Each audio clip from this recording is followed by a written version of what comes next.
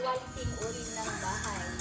Naandito ako ngayon sa Sun Home Subdivision, Padre Garcia, Batangas upang ipakita sa inyo ang ating deliverable unit or yung tinatawag po nating turnover unit ng Margaret. So, pasukin po natin ang loob para makita ninyo ang kagandahan or ang itsura nito.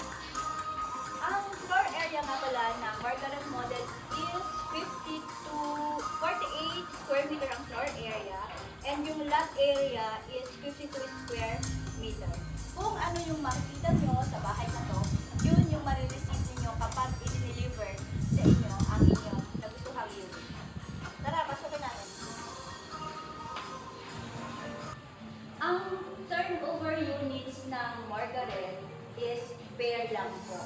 Kumaga parang wala siyang tiles, wala siyang partition sa taas ang mga kwarto, pero meron na po siyang pintura at kulay white po yung pintura nito.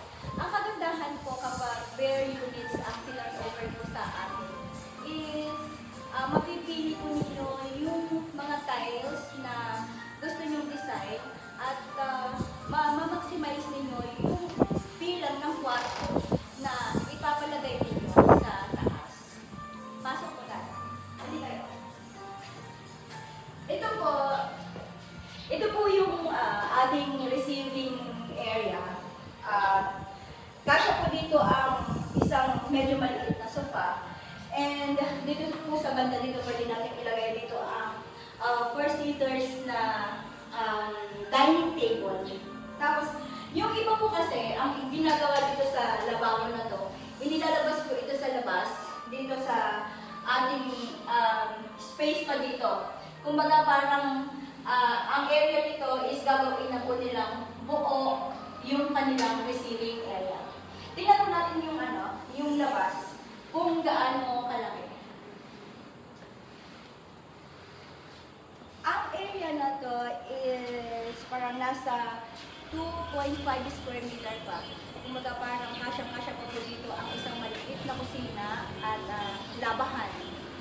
Mamaya po ipapakita ko sa inyo ang video ng ating model house dito sa kabila para makita po ninyo at para may idea po kayo kung paano nyo pagagandahin ang inyong bahay. Kumbaga parang dito sa taas, pwede po natin gawing kwarto and dito naman po sa kusina ay gagawin nating labahan or dirty kitchen po natin. Dito naman makikita po natin yung ating CR.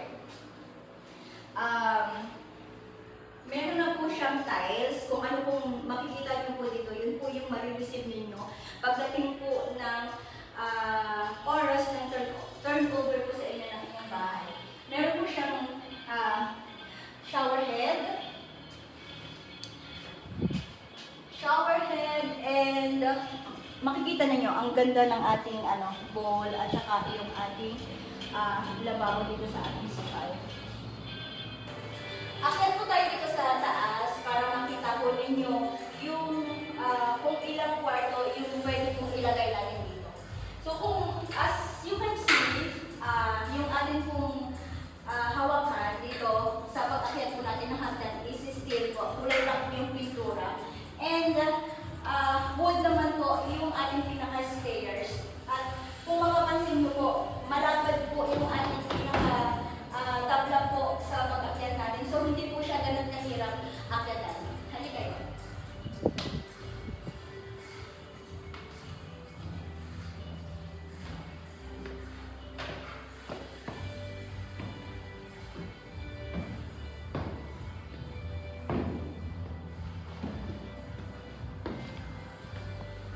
Ito yung ating second floor.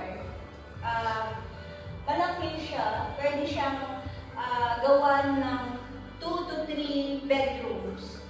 And wala pa din siyang tiles. Kumaga parang kayo ang magpapalagay ng tiles, kayo magpapalagay ng partition, kayo ang magpapalagay ng mga rooms. At masusunod ninyo yung gusto nyong design para sa mga kwarto ninyo. And wala pa rin tayong kisa dito. So, kayo ang magpapagawa ng lahat dito sa taas. Pero pwede po natin itong extend para po mas malaki at para po mas dumami po yung ating mga kwarto, lalong-lalo na po kung gagawin po ninyo itong isang bed space or apartment para paupahan. Yung mismong katabi po ng ating subdivision is yung ongoing construction po ng ating Technopark. In 2 to 3 years time po, kapag halimbawa may turnover na yung inyong bahay, ay kasabay po nito ang pag-umpisa or pagtapos po ng Technopark na ginagawa dito. Ibig sabihin, marami po tayong magiging market kung papaupahan po natin yung ating bahay or gagawin po nating apartment. May mga empleyado po na maghahanap ng mga matutuluyan dito po sa parte po ng Padre Garcia. Okay, that's all for this update. Prime location beside Technopark. 52 square meter lot area and 48 square meter floor area. And kung may mga katanungan pa po kayo regarding po sa mga requirements or kahit na ano pong question po ninyo, mag-iwan lang po kayo ng comment dito po sa comment section or message me po sa aking Facebook account, Teresa Biscocho Mendoza. At yung telephone number ko po is ilalagay ko dito sa screen later po. Thank you. Bye.